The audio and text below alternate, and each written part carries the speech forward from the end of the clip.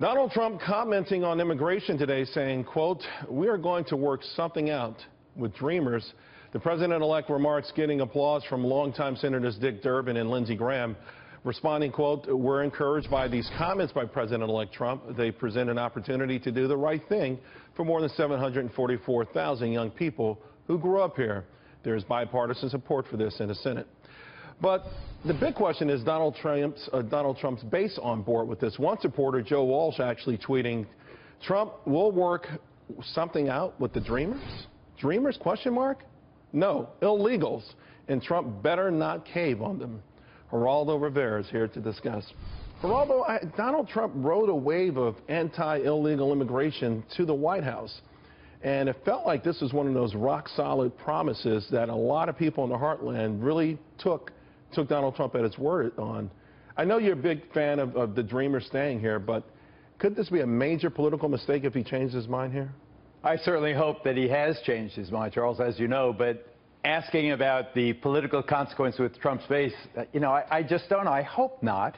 My suspicion is, and the way he's been received at these so-called victory rallies he's been holding around the country, all the adoration, the love that the people who voted for him have, I think that stays. I think that he is now establishing himself as a real conservative who's going to govern from a conservative perspective, a businessman's perspective. The Dow Jones is up over 6% since he's been elected. Everybody's making more money. I think in terms of the Dreamers specifically, if there's any give in the anti-immigration crowd, and I totally agree with you, this was the signal issue. This was the most important issue that got him elected, immigration, just like Brexit was, basically an immigration phenomenon over there.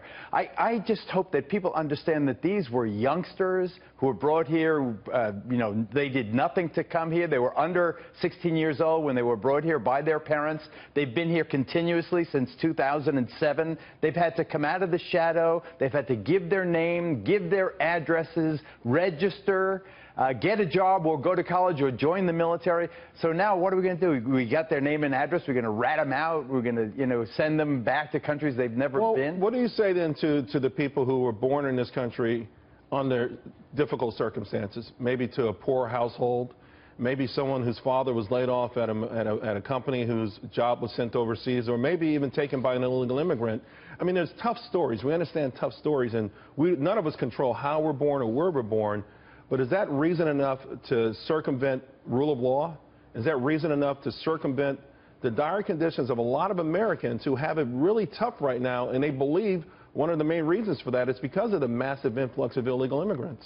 I reject that notion that the undocumented immigrants are taking jobs from people who are poor Americans. I've always said if you wanted to put a sign in the center city anywhere in this country and say, we'll give you minimum wage to go upstate New York to pick apples, and here's an empty bus, get in it, I don't think the bus would fill up. I think that many of the people who are native-born have gone beyond the poultry processing, the meat packing plants, the dirty jobs. What about the rule of law?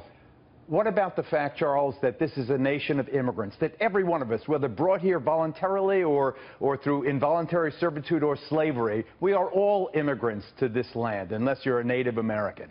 Everybody, whether you came in the Irish wave or the German wave or the Jewish wave or the Italian wave or the others, we all have come from other places to be here, and these people particularly, they've had background checks.